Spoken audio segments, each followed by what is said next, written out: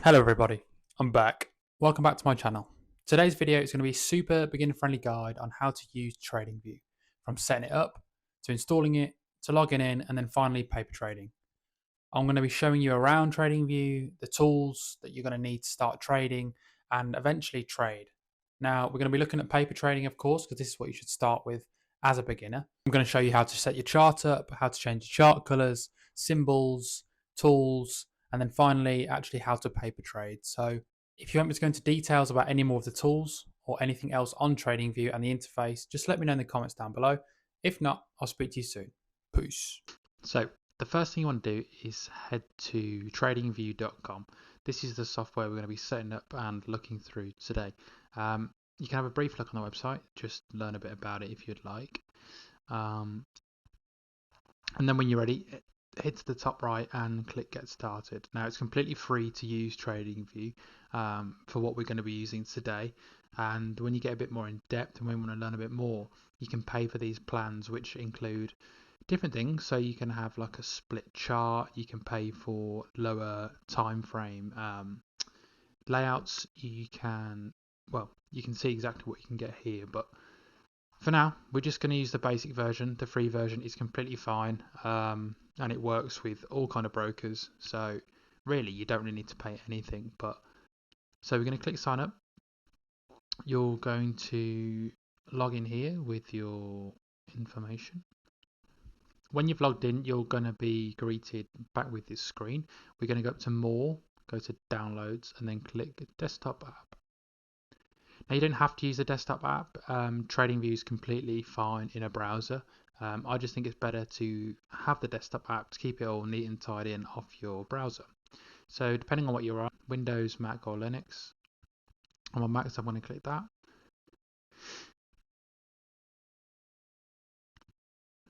And then we'll do the usual Mac setup, blah blah blah. I'm obviously not going to install it because I've got it installed already. So once you open up TradingView the first time, it might look something like this. Your colors might be different, you might not have this volume bar, but the premise is pretty much the same. So on the left hand side, you have your tools. On here, you can find thousands of different tools with what you can use when you start trading and marking out the charts. But when you click on a tool and find the one you like, if you come over to here on the right hand side, there'll be a little star. When you click this star, you'll get another bar pop up here, which is your favorites bar. And this will just keep all your favorite tools neat and tidy, just so you don't have to keep clicking over to the left hand side and keep it all in one small box. So that's your toolbar. So this little tool here, I would recommend having on. Just clicking it once will turn the magnet onto weak. Now essentially this will, when you place a drawing down or whatever it is in here that you'd like, it will magnet onto like the closest wick or bar. So if you can see here, look, it's kind of sticking on when I go closer. It just makes it more accurate. Just make sure you're on exactly where you want to be without kind of missing any pips or points or whatever. So that's your favourites bar on the left hand side. Obviously to click and delete drawings, you can do that. A few of the shortcuts to know about if you want to draw on the chart. Command Z or Control Z will undo. So just draw, Control Z, Command Z will undo.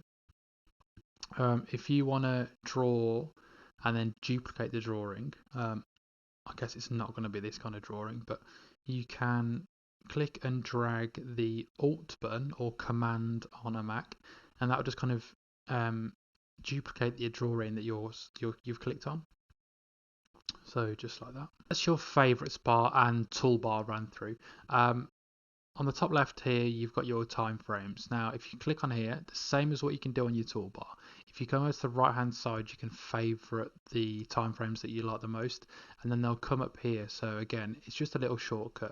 You just don't have to click and scroll through all your time frames. You can literally just click the one that you like, and it will come up here instead of going through the massive list every time. This little button here, you can change your bar style. Chart style, sorry. So if you just go through there, I'd recommend for now only sticking on candles and maybe line. but for the most part, you'll be stuck in candles. The next button down is called indicators. I can do a whole separate video on indicators, but for now, you probably don't need any indicators. Just learn to read the chart without any indicators. Will be a massive help. So that is the top toolbar I ran through. The first one here, the first search bar, is your symbol search. Now, this is going to be the main thing that you're going to use depending on what you're learning to trade. So you can obviously click through these and they'll all be segregated for you, or you can just search in here exactly what you want to look for. So GBP USD, GBP JPY, whatever it is, and there's different brokers here through each one. But for where you are, beginner, it doesn't really matter which one you choose. I usually go for Oanda, but again, doesn't really matter at this stage. So once you've found the symbol that you're going to be trading on, we can then head to the right hand side. Now here there's quite a lot of information. If this bar isn't out showing for you already, just click this little thing here. It's called the watch list. It'll give you a little breakdown of the symbols, some change in numbers and other little bits of information, but I think for now we're just going to use it as like a tracker. So if you don't like or don't need to see all of these symbols, you can literally just click the little trash icon on the right hand side and that'll get rid of it. If you want to see different ones or add different ones that you're interested in or whatever it might be, you can literally, same as you can up here, type in the symbol that you like and then click the little plus button at the end of here and it will just add it into your watch list. Another quite cool thing is you right click any of the symbols, you can create a section. Now under the section you can just call it whatever you like, but if you're say interested in forex, you're interested in futures, you can just keep it nice and organized. The final thing about the watch list, if you come to the very left hand of the symbol and click this little flag, you can separate each symbol out into a color, just again to make it a bit more neat, a bit more tidy and just a bit more uniformed. Now we've gone over the watch list, the toolbar and the top toolbar. I'm now going to show you how to personalize and customize your chart. So if we right click on the chart, click settings, we are then greeted with this menu. We have very different menus and icons to click through. But if we start at the very top, so symbol. This is where you can change the color of your symbols. Now depending on the style that you want to go for or the vibe you want to give, you can obviously change these to whatever you want. Have a flick through, whatever kind of matches your vibe, go for that. I'd probably recommend choosing a different color for each, just so you don't get too confused. Here we have, now at the bottom here, we have time zone. Now this is quite important depending on what kind of strategy you're trading, where you are, and what just like suits what you want to look at. Now I've always traded since I started in New York time, so that's just what I've got used to. But again, it's completely up to you. This can change all the time whenever you want to change it. So if you're London, if you're whatever, so just change that, whatever suits your vibe. I want to keep past status line because that's kind of default and I don't really touch that. Same with scales and lines. You can have a look through if you like, but I don't really touch any of this. So onto canvas, this is where you can change the color and some styling options for your canvas and background of what you can see.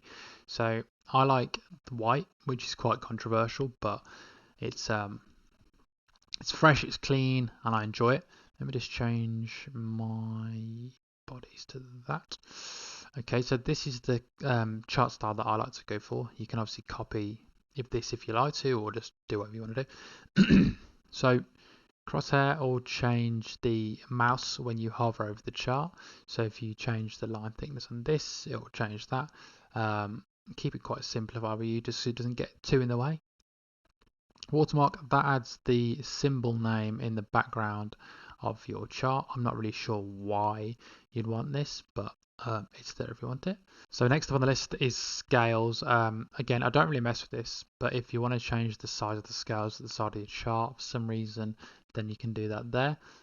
Lines, this will change the color of the lines somewhere. I don't even know where. Oh, wait, here we go. So those tiny weeny lines right there, I don't see why you'd even want that on, but there we go. Again, the rest of this I don't really touch. You can have a play, customize it as you like, but again, don't really mess with anything other than what I've gone through. Onto trading, buy and sell buttons will add instant buy and sell in the top left of your screen. You can choose what you want to sell or buy in this little box and quickly buy and sell. I'd recommend leaving this off when you're learning, just because you don't want any reason to accidentally buy or accidentally sell and like ruin your P&L. Instant order placement. So this, if you turn buy and sell buttons on, this will instantly place an order. Again, is quite dangerous, but can come in useful in stressful and quick events. And again, the rest of this I don't really look at. Executions I sometimes have on. That'll basically show you little arrows when you execute a trade.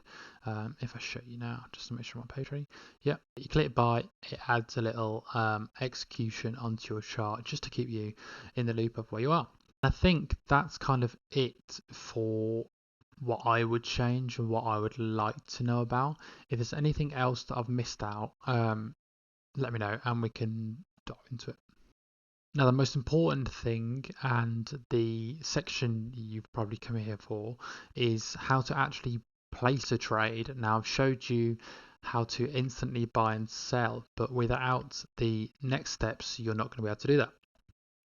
So at the bottom here, we have a trading panel. Now, if I just... So at the very bottom bar, we have something called the trading panel. Now, if we click through to this, we'll be greeted with a bunch of brokers. So a broker is essentially a firm or a business that will host your trading when you go live or when you go funded account, that is. So we're going to ignore these for now and we're going to click on paper trading. So paper trading is essentially simulated trading. So you're given X amount of fake money and you can place trades. You can learn how your buying and selling works. You can learn how profit and loss works. You can learn basically the ins and outs of trading without risking any of your own capital. So once we're in paper trading, we're going to click on account, we're going to click on create account, and in here we can create an account name, so test account. At the next one down, you can enter your balance. So some of the most popular balances when you go into funded accounts are 5,000, 10,000, 25,000, 50,000, 100,000, all the way up to 250,000. So once you've chosen the account balance you like, I would then leave all of this just for now. There's not really much that you need to go into now.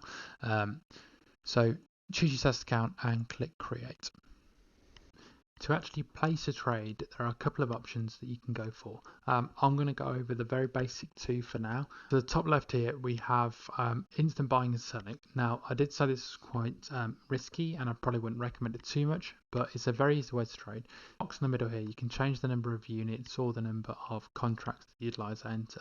So say if you want to enter 10 units, you can then press buy and that'll then enter you into a trade at the exact price it was when you entered and started trade.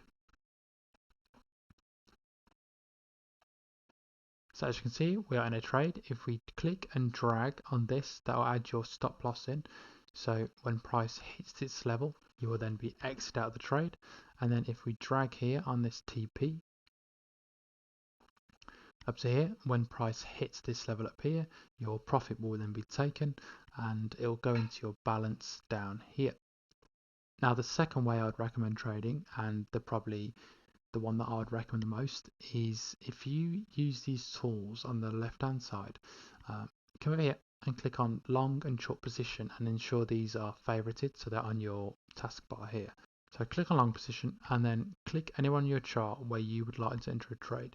You'd then be hit with this window. And this is essentially where you can figure out the trade that you want to take. So on here, it'll have your target, it'll have your stop loss, it'll have your P&L, and the risk reward ratio, which is quite important when placing a trade. So if you drag this, all these numbers have changed. So as you can see, risk to reward, P&L will change, stop loss, target, whatever. So when you find the desired position, you can click it, right click it, click on create limit order. Now from here, we're going to go into limit and stay on this little window here.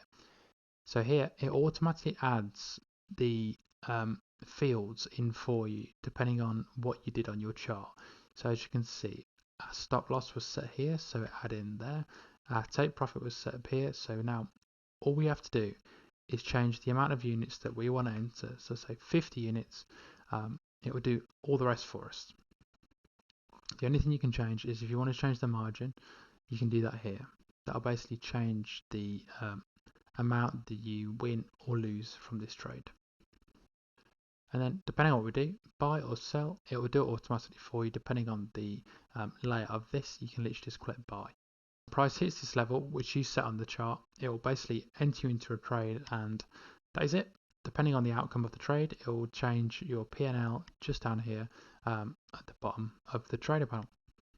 Now that is pretty much everything that I would probably need to cover in the beginner's guide for TradingView. But if there's anything else that I've missed off or you'd like to see, just drop it in a comment below and I can be sure to try and cover it. Any questions, any feedback, let me know. If not, have a good day. Peace.